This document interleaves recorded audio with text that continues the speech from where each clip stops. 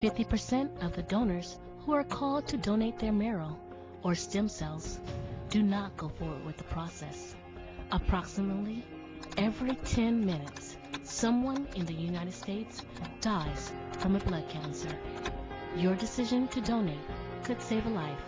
Visit a3mhope.org for more information. Money in minutes to the Philippines. $0 online fee for first-time customers. Fastest credit to BDO, BPI, PNB, and Metro Bank. Fastest door-to-door, bank-to-bank, and instant cash pickup. Send money in minutes now with LuckyMoney.com. Fantastic uses traditional Korean music with mainstream pop and rock to deliver a heart-pounding spectacle with breakdancing, percussion, classical Korean string music, acrobatics, and martial arts. The Korean myth of Chamyeonggo, a touching love story reminiscent of Romeo and Juliet, is brought to life with powerful rhythms and poignant melodies. For tickets, visit fordtheaters.org or call 323-GO-1-FORD.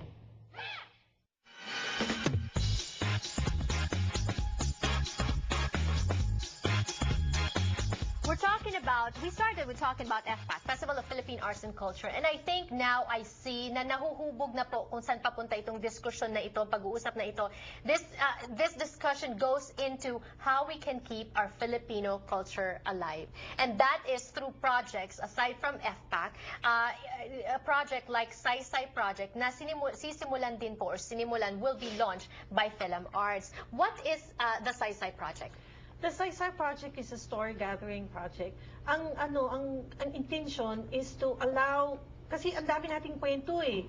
I think it also, for me personally, lumaki ako na nakaupo ko sa sulok habang nakikinig, I'm eavesdropping on Chismisan, ganyan. Kasi I learned as much from them. Kasi parang pag nasa eskwela, linear yung natututunan mo. Pero mas marami kang natututunan sa buhay, sa mga kwentuhan. Ang ko is wala tayong pwesto dito para magsaysay to share stories. And I think that's equally important. And because also, Filipino tradition is really oral. Yung pagsasaysay, pagkukwento, pagchichismisan. What is the inspiration behind this, Tita Norma? Because when I lived in Germany, again, going back to the concentration camps, then I managed Betsedic Legal Services. Doon ko talaga nahawakan yung mga minumero, survivors of the Holocaust. And they were telling their stories. Mga kwento nila. Sabi ko, wow.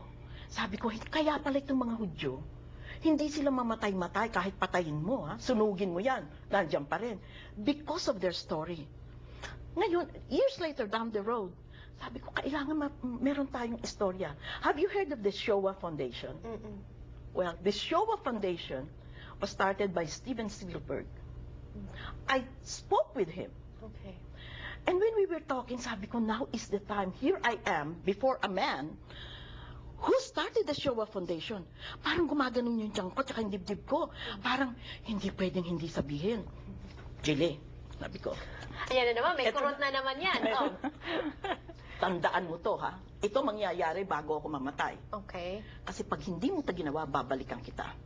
Because gaano ka-importante ang pagsasaysay ng nakaraan in order to propel us into a future, in order for us to develop?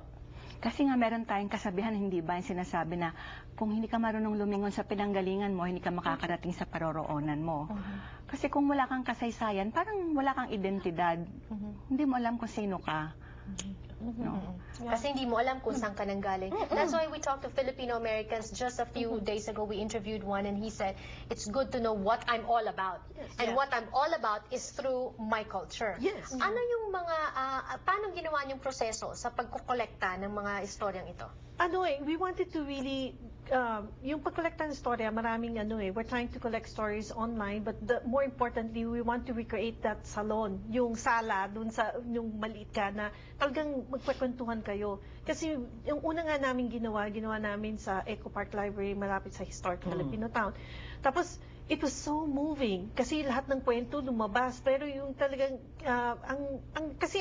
there's one thing to do culture, to present Festival of Philippine Arts and Culture. Parang parang damit ang kultura eh. Ang totoong Saysay actually has two meanings.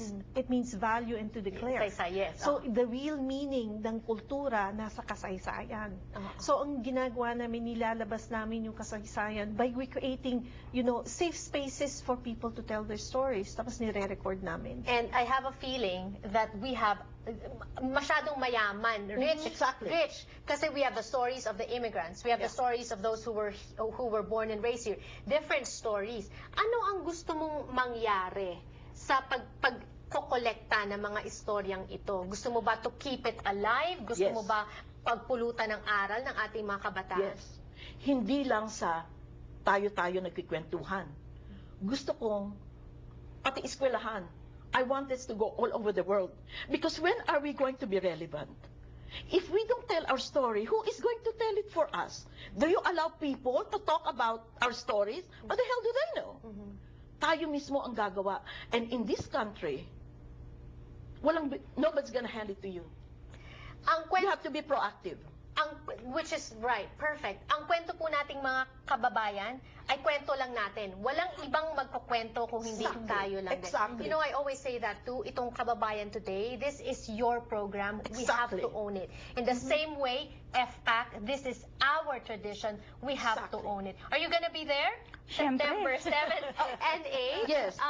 And you know what? This is something that I also would like to share. In our community, we are so rich. We are so rich. Maybe, I don't know, I don't want to say that we don't care to know. Tita and her husband, sa bahay ko nag-umpisa sila ng kwento ni Lola Basyang. Would you believe that? Oo, namimiss ko na yan. Kwento ni Lola Basyang! Are we gonna see kwento ni Lola Basyang sa Saysay? Can you imagine? So let me just invite everyone to join us at FPAC, September 7 and 8 in San Pedro. Information on the screen. And now that we've talked about Saysay project and we've piqued your interest, make sure you tune into Kababayan Today as we talk more about this in the coming days. Thank you. More power to you. Mabuhay po. Maraming salamat. Mabuhay. Thank you for joining us. I'll see you next time.